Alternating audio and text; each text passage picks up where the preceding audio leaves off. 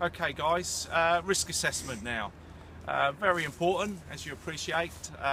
Obviously not just for keeping the students safe, but it also stops you getting sued later on for not talking about what's the right thing to do.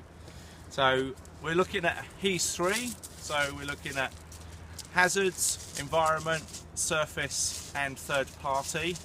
You may do your shoe, exactly the same thing, but you need to make sure that you mention it to your students. You need to make sure that you get your students to do it, and these are students that are day 1, day 2, day 3 and every day after that. Just make sure that they've done their risk assessment.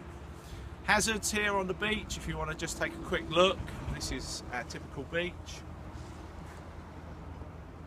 As you can see, there's quite a few hazards. It's changed over the years, this last year, due to the building work. So we now have the rocks, we now have the staircases. High tide actually comes up, if you look at the debris on the beach, actually comes up past the bottom of the steps.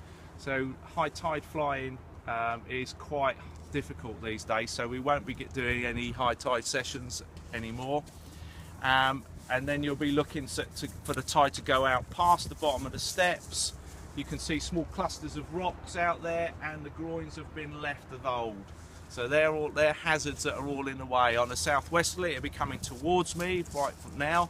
So we've now got all the rocks behind us, and these steps that are newly built are all awkward positions.